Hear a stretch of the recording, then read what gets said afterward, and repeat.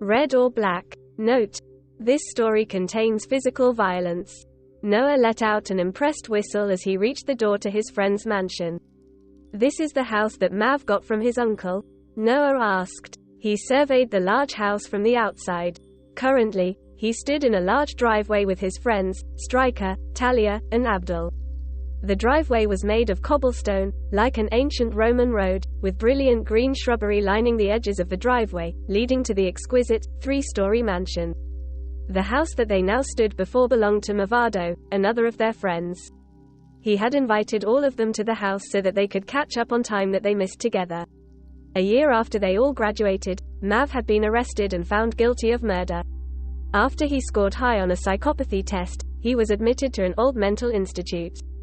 It was a strange place to send him, with so many other psychiatric wards available to go to, but they had been told that the mental institute, the Black House, they'd called it, was the best choice for their friend.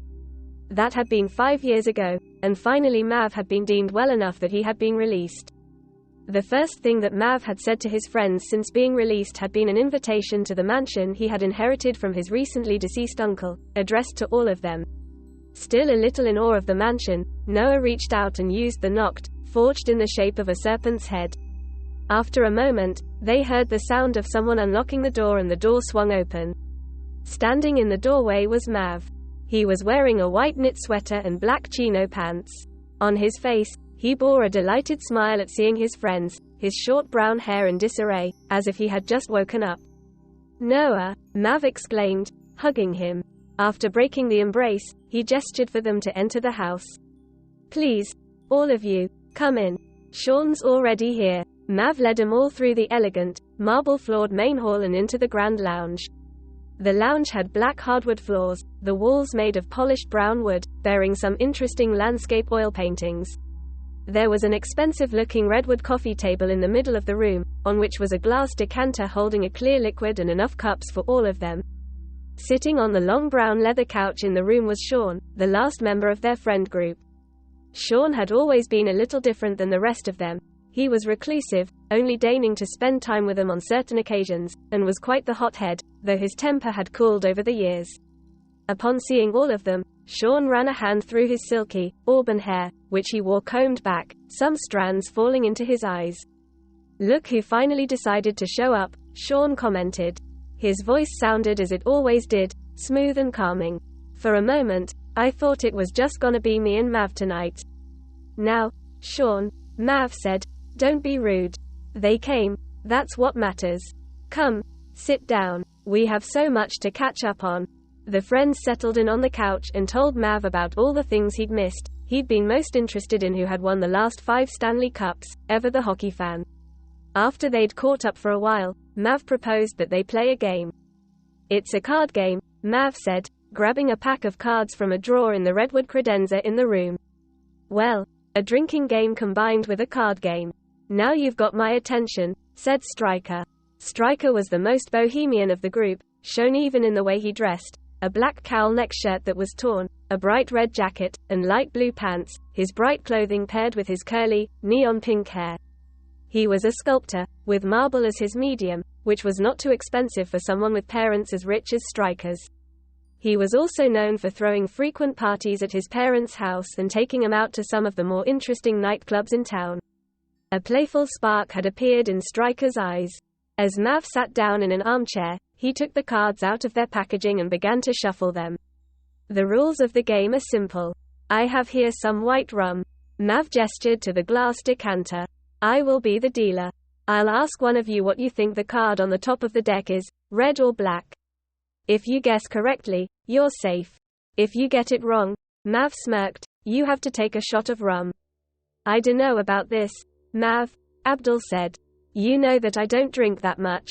It was true. Abdul always opted for water whenever they went out, and on the occasions that they convinced him to drink, he always ordered cocktails that didn't have a lot of alcohol. "Oh, come on," Talia said. She laid across the couch, her long legs resting on Noah's lap. "It'll be fun. It's been so long since we last played a drinking game." After some more pleading from Talia, Abdul gave in. "Noah, how about you?" Mav asked. "You in?" "Of course he is," Talia interjected, smiling. "Aren't you?" Babe? Noah and Talia had been dating for almost 4 years now. Noah had had a crush on her since grade 11, but he only worked up the courage to tell her 1 year after they graduated. In fact, Noah had been the one to introduce Talia into the group, hoping that he could get closer to her. "Yeah, I'm in," Noah said. "Great," Mav exclaimed excitedly. Sean gave a nod from where he sat on the couch, next to Stryker. "Awesome. The cards are shuffled, the rum's there. Now, who will we start with?" "I'll go first," Stryker said. Mav put the deck of cards on the coffee table, with the back of the cards, a black background with the symbol of a red sun in the middle, facing upwards. "Red or black?" he asked with a devilish smile. After thinking for a moment, Stryker said, "Red." Mav flipped the top card, the group leaning closer to see. 2 of hearts. "It's red," Mav said, Stryker pumping his fist in joy. Noah could have swore that, for a second, he saw a slight frown on Mav's face. With Stryker's turn over, Mav turned to the person to Stryker's left. "Talia, red or black?" Having figured out her choice, Talia said, "Black." Mav flipped the next card. 4 of diamonds. "Wrong," Mav said, and the others cheered as Mav filled one of the glasses with a shot of rum and handed it to Talia. "Your shot, my lady." Grinning, Talia took the glass and threw her head back as she quickly drank the shot of rum. 30 minutes later, all of them had gotten at least a couple guesses wrong, aside from Mav who, as the dealer, insisted that he not participate in the guessing. They were all a little drunk, some more than others, and were laughing as the turn order reached Sean, who had only gotten 2 guesses wrong and was not as drunk as the others. "Red or black?" Mav asked Sean. With a small smirk, Sean said, "Red." Mav flipped the card. It was the Queen of Spades. It was at that moment that Mav's demeanor changed. He looked up at Sean, a wild smile on his face. "Wrong." He let out a maniacal laugh as he pulled a knife from a sheath at his ankle and brought it down on Sean's hand, which laid on the armrest of the couch. Sean screamed in pain as Mav pulled back, laughing. Mav had cut off the fingertip of Sean's right pointer finger, Sean's blood now dripping onto the couch and staining the blade of Mav's knife. The friends shot up quickly, a new clarity in them replacing the drunken giddiness. "What the fuck, Mav?" Stryker demanded. "What?" Mav asked, still chuckling. His entire personality seemed to have changed. There was a crazed look in his eyes that had not previously been there. "It's just some fun." "Fun?" asked Talia, who had stood up. "Mav, you cut off his finger." As the others began to rise, Stryker helping Sean wrap his injured finger in a tissue, Mav yelled, "Sit down." The wild, insane look in Mav's wide eyes convinced them all to sit back down, slowly. "Mavado," Noah said, slowly and carefully. "We know that you've been away in that institute for some time. We know what you've been through. You haven't the faintest clue what I've been through." Mav cut in, no humor in his expression. "I was trapped in the Black House for 5 years. Not one of you visited me, not one you even tried. Even when the trial was happening, none of you defended me."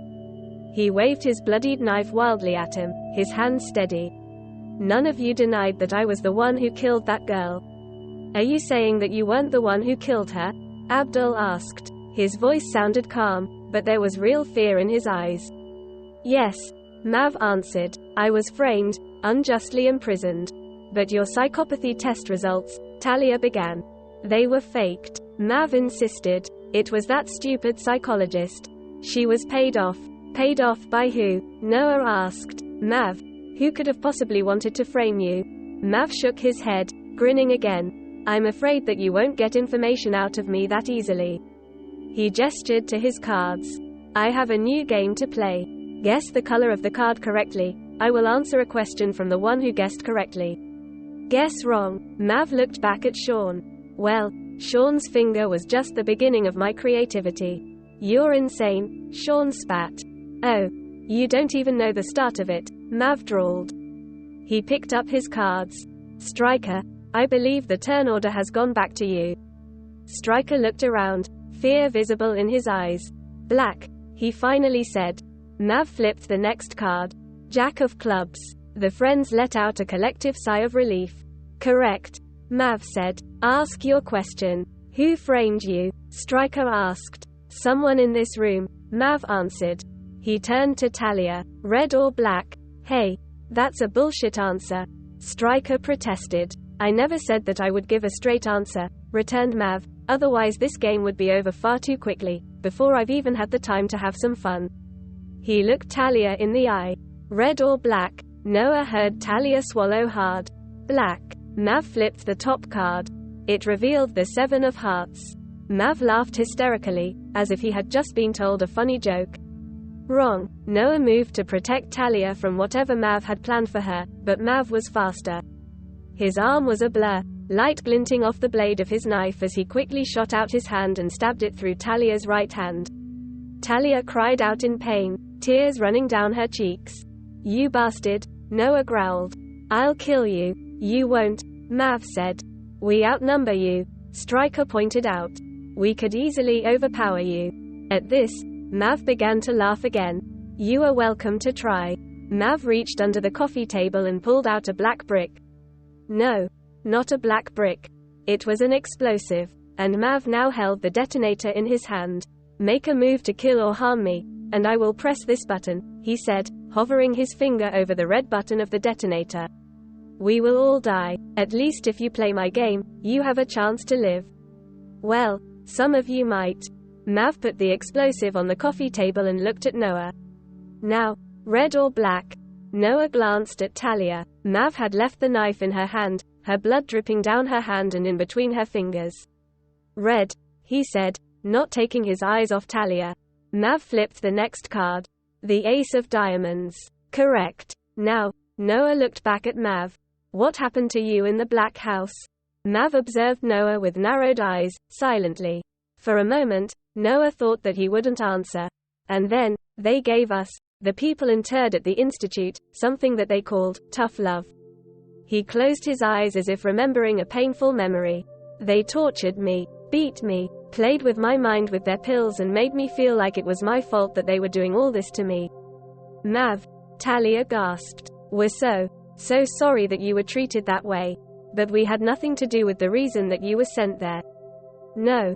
Mav insisted. One of you framed me. One of you is the reason. I was put in the black house, and I know which of you it was. He scowled. But the rest of you did not defend me, did not try to get me out of there. He shook his head and turned to Abdul. Red or black? He asked stiffly. After a moment of hesitation, Abdul said, black. Mav flipped the next card over slowly. It bore the 10 of clubs. Ask your question. No more games, Abdul said hoarsely, as if he'd been yelling. Just tell us. Who framed you? The crazed humor in Mav had gone away. He was tense and bore a viscous scowl as he turned around and said, Sean. The friends' heads snapped towards Sean. Stryker, who sat next to him, leaned back from him. Is it true? Noah asked Sean. Did you kill that girl? He stood up. Did you frame Mav? Yes, Sean replied, almost instantly. Why? Talia asked, her breath choppy. Sean stood up. She pissed me off. He shrugged. So I killed her. But why frame Mav? Noah asked. Because I knew that he would be the easiest to pin it on, Sean answered. He leered at Mav. He had no alibi for that night. He didn't have enough money to hire a good lawyer. He chuckled. It was easy enough to pay off the psychologist. And my dad knows people.